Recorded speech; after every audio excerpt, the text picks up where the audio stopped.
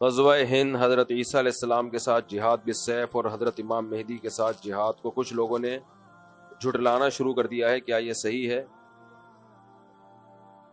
حضرت عیسیٰ علیہ السلام کے ساتھ مل کے جہاد ہوگا، حضرت مہدی کی قیادت میں جہاد ہوگا، یہ تو بخاری مسلم کی صحیح احادیث سے ثابت ہے اور امت کا اجماعی عقیدہ ہے، اس کا انکار کرنا یہ گمراہی ہے۔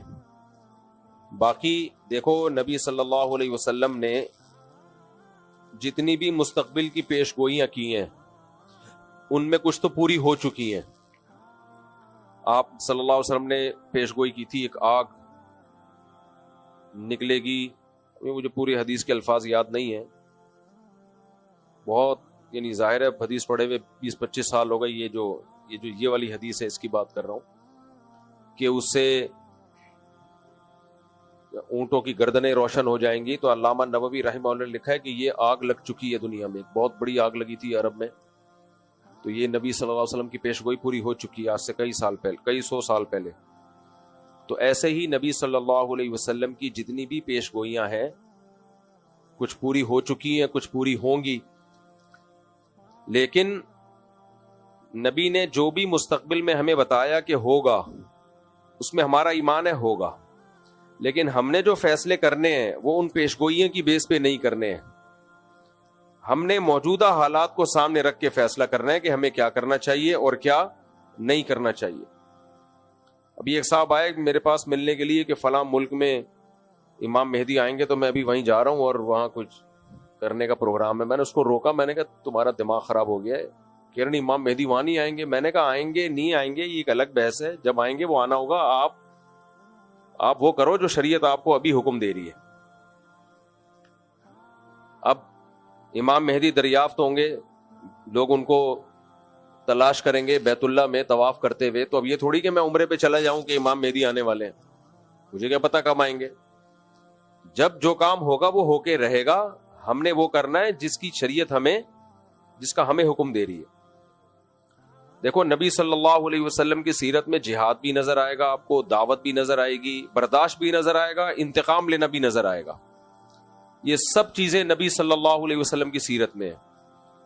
انتقام بھی لیا آپ نے، برداشت بھی کیا آپ نے،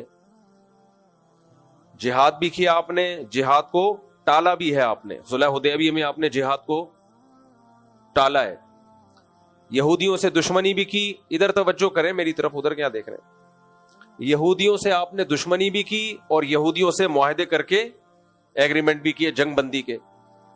تو اس سے پتہ چلتا ہے بھائی اسلام ہمیں حکم دیتا ہے گراؤنڈ ریئلٹی، زمینی حقیقت کو سامنے رکھ کے فیصلہ کرو، زمینی حقیقت کو سامنے رکھ کے فیصلہ کرو کیا کرنا چاہیے اور کیا نہیں کرنا چاہیے۔ تو دو میدان ہیں جو اسلام نے ہمیں دی ہیں، ایک میدان ہے دعوت کا اور ایک میدان ہے جہاد کا۔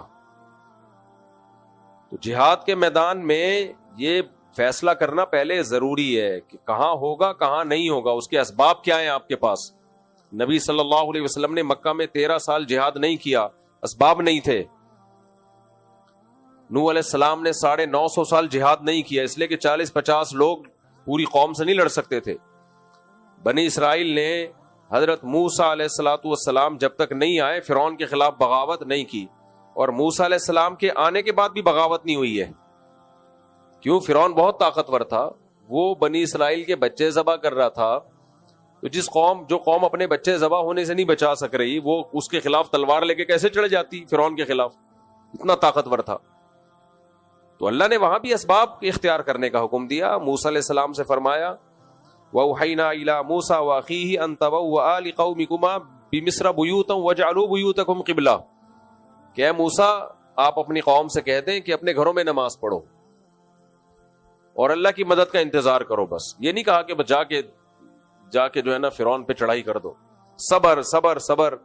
اور پھر ایک دن حکم آیا کہ بنی اسرائیل کو لے کے آپ مصر سے نکل جائیں، وہاں بھی فرعون نے پیچھا کیا ہے، تو وہاں بھی حکم نہیں دیا فرعون پہ چڑھائی کر دو۔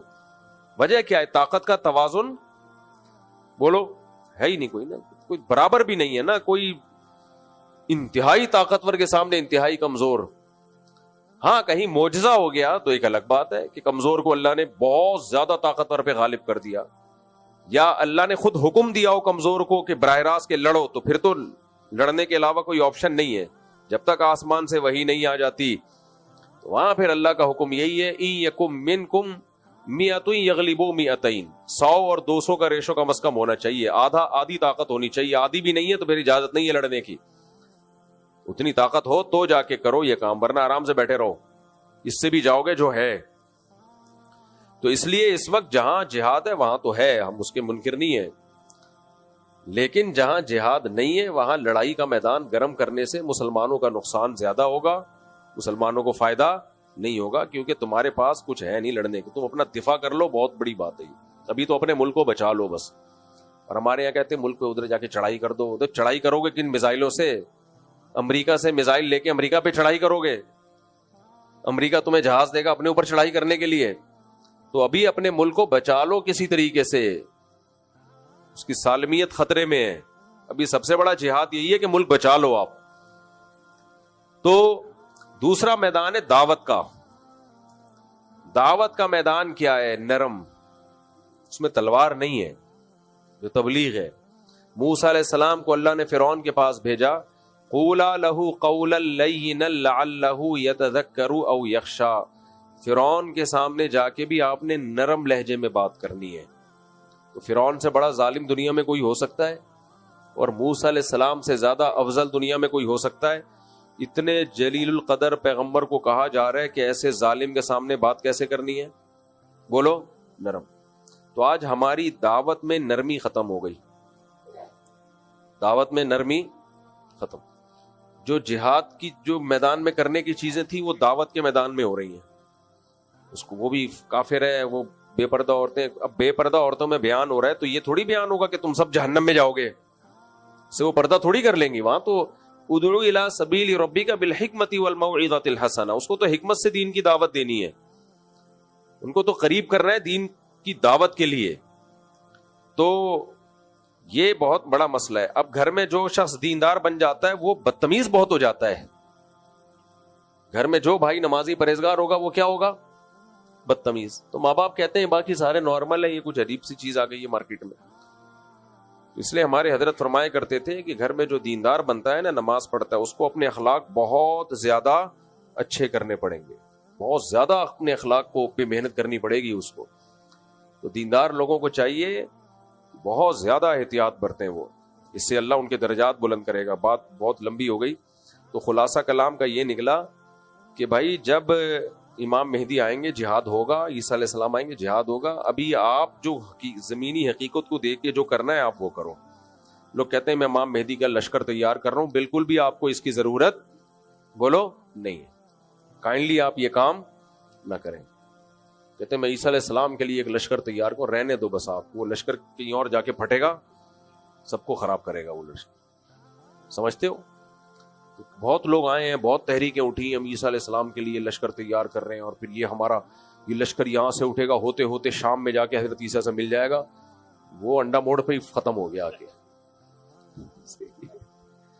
تو جو ابواب الفتن ہے نا, نبی سے جو فتن کے ابواب ہیں, وہ ہمیں بتانے کے لیے کہ ایسا ہوگا. بس کرنا کیا ہے بھائی؟ کرنا وہ ہے جو آج سمجھ میں آ رہا ہے آپ کو. ایک صاحب مجھے کہنے لگے کہ میں نے کہا کہ اتنی عورتیں, بیوہ اور طلاق یافتہ عورتوں کی تعداد بھی بڑھ رہی ہے, ان کا گروتھ ریشو بھی بڑھ رہا ہے, اور مردوں میں موت بھی بڑھ رہی ہے مردوں میں. تو انہوں نے کہا دیکھیں تو قیامت کے قریب تو 50 عورتیں اور ایک مرد ہوگا, تو 4 شادیاں بھی کافی نہیں ہوں گی. حدیث میں آتا ہے قیامت میں عورتیں اتنی زیادہ ہوں گی, 40, ایک روایت میں آتا ہے 40 عورتوں کے مقابلے میں ایک مرد ہوگا. اب یا تو وہ ایٹم